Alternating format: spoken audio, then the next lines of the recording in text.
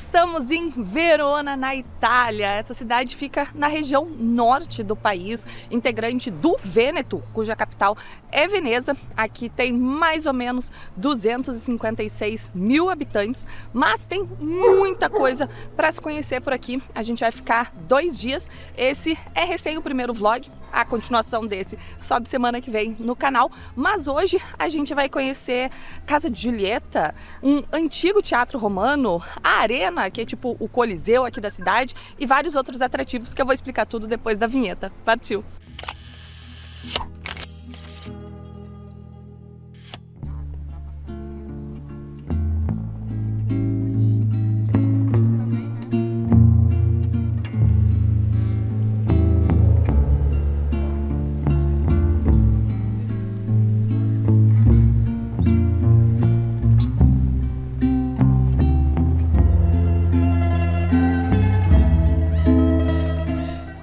Começando o dia na Piazza Ara, que é uma das mais famosas da cidade, a maior com certeza. É aqui que fica a Arena de Verona, fica a prefeitura também. E aqui, neste magnífico contraluz, temos uma estátua de Vittorio Emanuele, que é um nome provavelmente mais conhecido por causa daquela galeria famosa de Milão, sabe? Mas esse cara aí, ele é considerado o rei da pátria, porque foi ele que unificou a Península Itálica num único estado a partir de 1861. Anterior a isso, ele era rei da Sardenha e com essa unificação ele se tornou o primeiro rei da Itália. E para confundir aí um pouquinho com os nomes, a mãe do Vittorio Emanuele era Maria Teresa da Áustria, mas não aquela Maria Teresa da Áustria que eu falei muito nos vlogs que já subiram no canal, que foi a única mulher dos Habsburgos a governar. Essa daí era a bisavó da Maria Teresa que deu luz ao Vittorio Emanuele, mas é tudo da mesma família.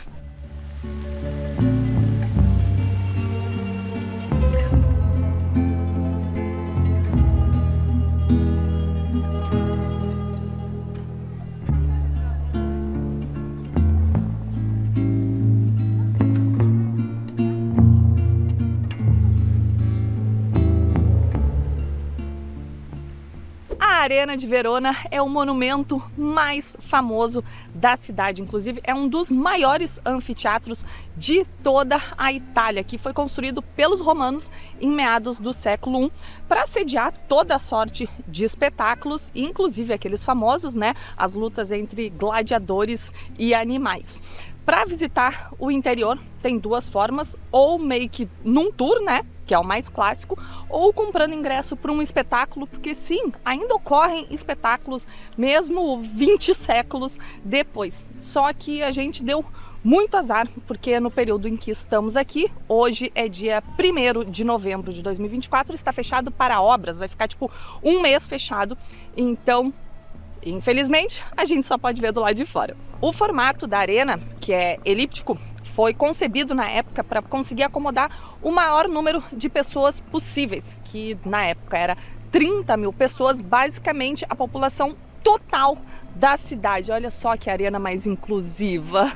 Ao longo dos anos, muita coisa precisou ser reformada, modificada, enfim, até porque, por exemplo, teve um período de tempo em que a arena ela meio que serviu como uma pedreira para a cidade. O povo tirava as pedras daqui para fazer outras construções em Verona. Então, quem veio depois, né, para a arena continuar de pé, precisou colocar as pedras de volta.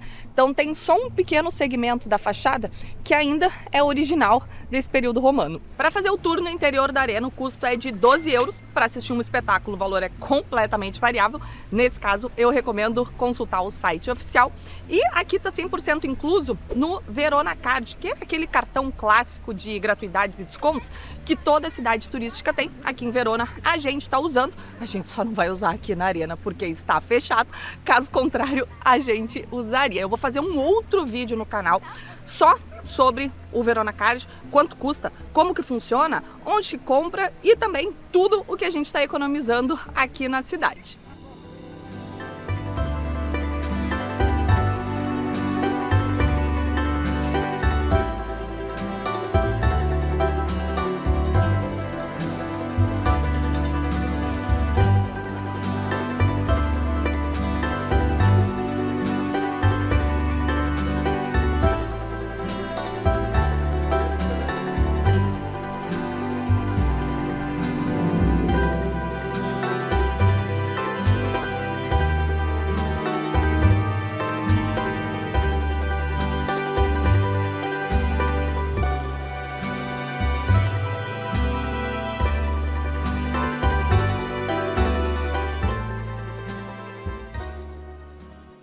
Agora a gente está em outro monumento extremamente famoso de Verona, o mais lotado com certeza, mas também é porque o pátiozinho aqui ele não é muito grande, mas é até meio difícil da gente conseguir se movimentar por aqui. Essa daqui é a casa de Julieta, e sim, gente, Julieta de Romeu e Julieta, a famosa história de Shakespeare. Aqui tem essa parte do pátio que o acesso é livre e tem aqui essa estátua, que é a estátua de Julieta, que eu vou explicar melhor essa história na sequência. E no interior do casarão, que está aqui atrás de mim, aí sim, é um museu que precisa pagar ingresso, está incluso no Verona Card, só que aqui, seja pelo Verona Card ou comprando o ingresso avulso, precisa obrigatoriamente fazer a reserva de um horário para visitação pelo site oficial. A gente reservou o nosso para 10h30, ainda falta 20 minutinhos, então a gente vai tentar entrar nessa fila gigantesca para tirar uma foto com a estátua. Não sei se em 20 minutos a gente vai conseguir.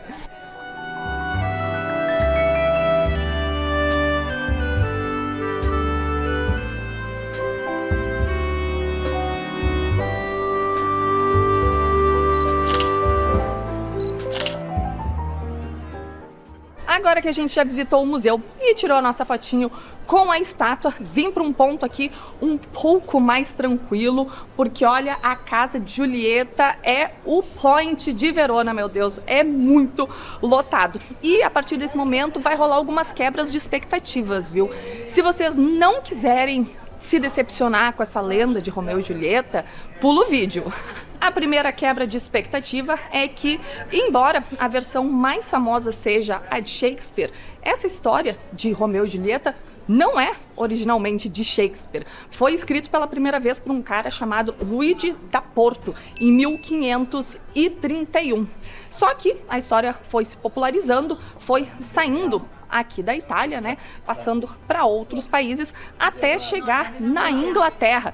E Shakespeare só publicou o seu teatro 65 anos depois dessa publicação original. A segunda quebra de expectativa é que não existe absolutamente nenhuma evidência científica até hoje de que Romeu e Julieta realmente tenham existido. A inspiração para esse Luigi da Porto, para essas famílias, que é os Montecchi e os Cappelletti, veio muito provavelmente da Divina Comédia, do Dante Alighieri, que cita essas duas famílias na parte do Purgatório. Esse livro do Alighieri é de 1304, ou seja, ainda bem antes dessa história do Romeu e Julieta. As famílias em si, elas existiam, mas elas não eram exatamente o que a história conta. Então, é baseado em fatos reais, mas é aquele baseado em fatos reais, aqueles filmes que, assim, o fatos reais é só o nome das pessoas e a história é completamente diferente.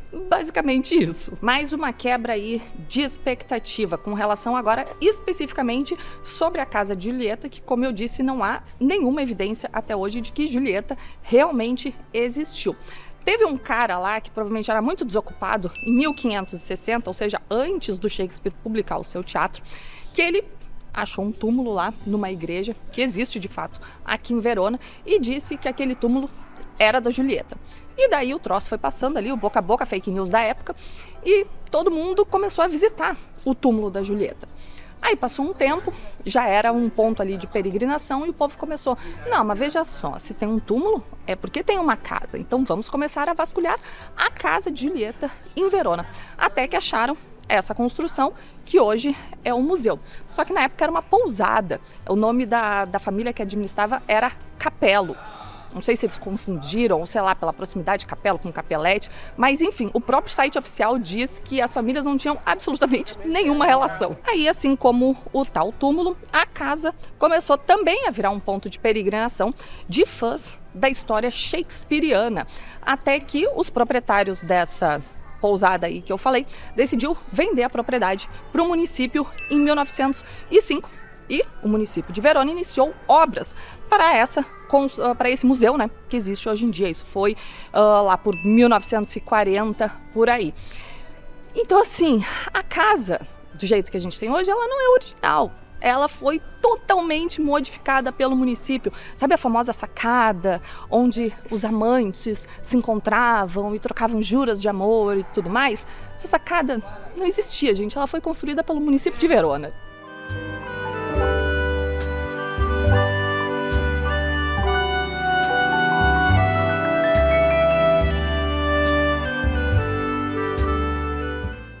Então, assim, desculpa se eventualmente decepcionei vocês com essas informações, mas agora vocês já estão sabendo. Mesmo assim, vale a pena dar uma passadinha ali na casa de Julieta, afinal, Verona é o palco, né, dessa história mundialmente famosa. Tirar ali uma fotinho agarrada na estátua.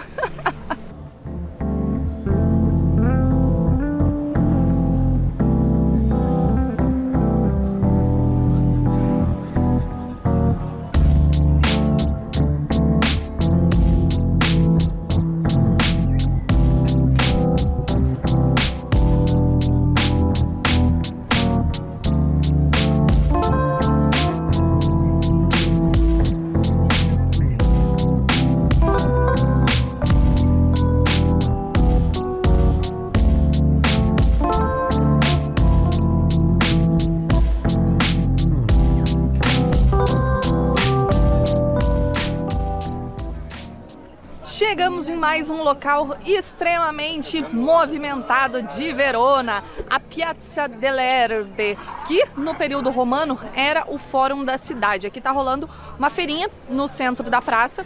Não sei se rola todos os dias, hoje é uma sexta-feira. No dia de hoje está rolando, vende comidinhas, tem massa, altos souvenirs, tem bolsas, roupas, enfim. E essa praça toda, ela é rodeada, além de prédios históricos que eu vou falar na sequência, mas tem um monte de restaurante. Os preços, né? Enfim, como é uma praça grande e famosa, os preços não são dos mais baratos, mas tá bem lotado.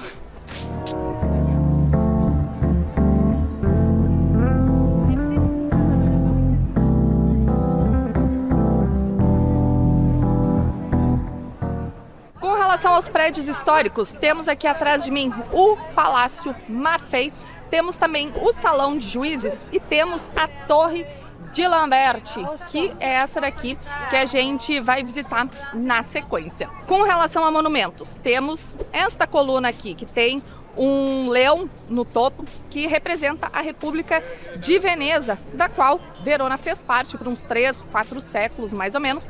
Essa república, ela surgiu entre o século 7 e o século 8. Não se tem um consenso assim de qual exatamente foi o ano que começou, mas se tem certeza do ano que acabou, que foi quando Napoleão Bonaparte invadiu essa região em 1797 e daí passou a fazer parte do Império Austríaco. Já essa fonte aqui é o monumento mais antigo da praça, data do século 14, mas a estatuazinha que está aqui no topo, ela é romana, do ano de 380.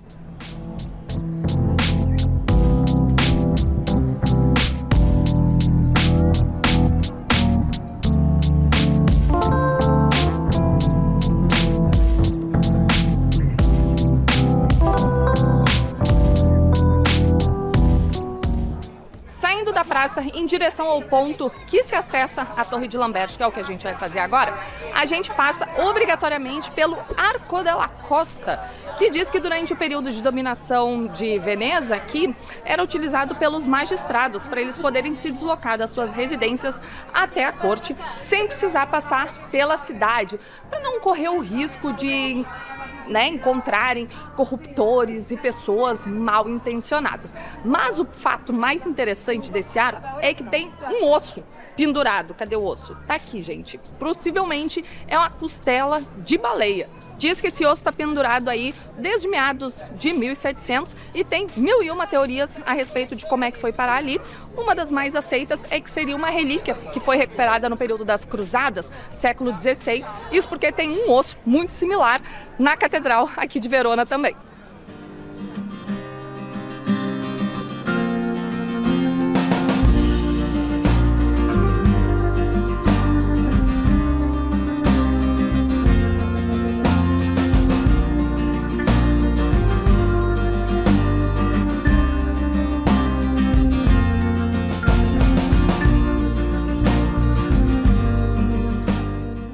Agora a gente vai começar a nossa subida de 368 degraus até o topo da Torre de Lambert. Aqui está incluso no Verona Card, mas está incluso o acesso via escadas, né?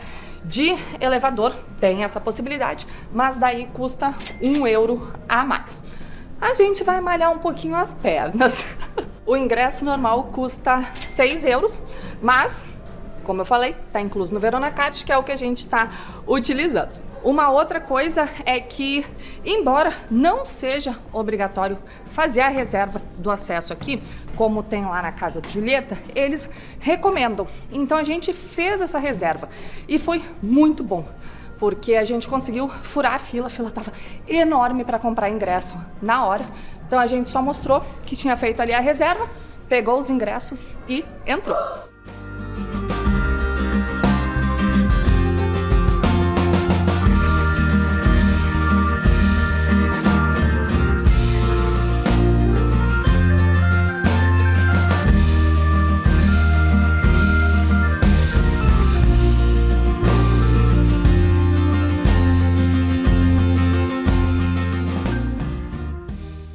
A Torre de Lambert foi construída em 1172 e atualmente é a estrutura mais alta da cidade, com 84 metros de altura. Aqui no centro da torre a gente tem esses sinos aqui, que naquela época serviam para 4 funcionalidades principais: avisar a população sobre incêndios, avisar horários de trabalho, convocar o povo para eventuais batalhas, se fosse, né, necessário entrar em guerra com alguém, e também para convocar a população para os concílios da cidade. A vista aqui de cima, ela é super bonita, só que infelizmente é tudo gradeado aqui. Claro, imagino que seja por uma questão de segurança, mas os buraquinhos que existem, os quadradinhos ali da grade, eles são muito pequenos. A gente nem consegue filmar ou tirar foto direito, então é mais só para observar.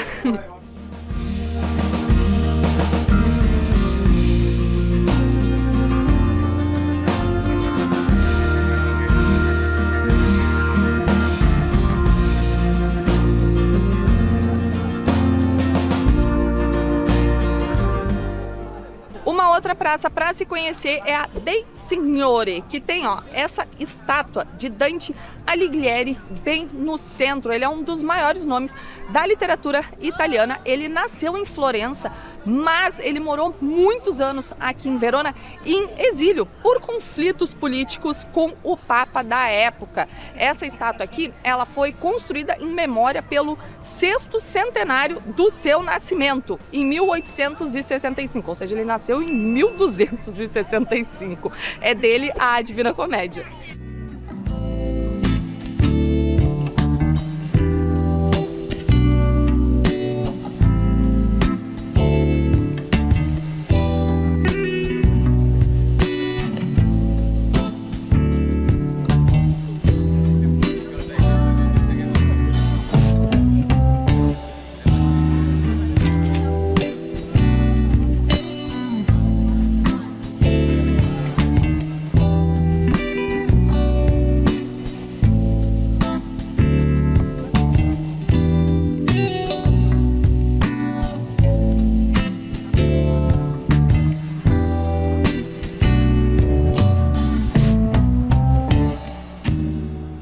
A gente atravessou a Ponte Pietra, que é uma ponte de pedra bem bonitona que cruza o rio Adi, e chegamos num antigo teatro romano, aqui é do século I antes de Cristo, gente.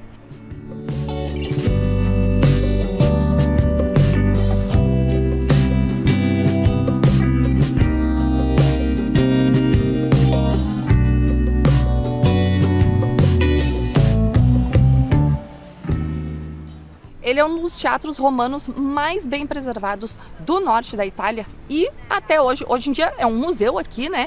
Mas, além de ser um museu, principalmente no verão, ocorrem espetáculos aqui. Tá vendo aqui embaixo, que até tá meio gradeado? Eles costumam montar um palco, aí é um palco mais moderno, né? E daí a galera senta aqui, como os romanos faziam há muitos e muitos e muitos anos atrás. Lá pelo século X, começou a se construir muitas casas e muitas igrejas por cima das ruínas aqui desse teatro, até que, eventualmente, tudo acabou desaparecendo, né? E só foi ser redescoberto 9 séculos depois, no século XIX. Muitos dos itens que foram encontrados nessas escavações arqueológicas estão expostas no museu, e daí aqui, para poder acessar não só essa parte onde eu tô, mas também o museu, paga-se ingresso, custa 9 euros, mas é 100% incluso no Verona Card.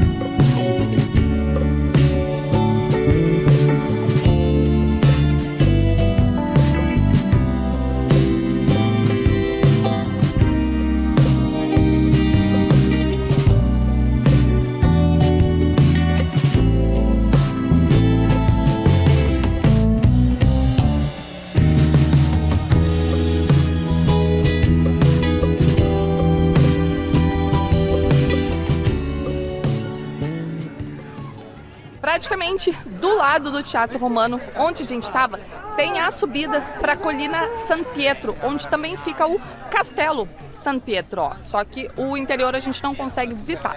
Essa colina aqui é tipo o point do pôr do sol de Verona. Está lotadíssimo, tem muita gente bebendo, tem até música, mas a vista é muito bonita, vale a pena vir aqui. Só talvez assim, se quiser ver o pôr do sol o tempo inteiro, é bom chegar relativamente cedo, porque senão vai ficar tipo pra trás, não vai conseguir ver direito.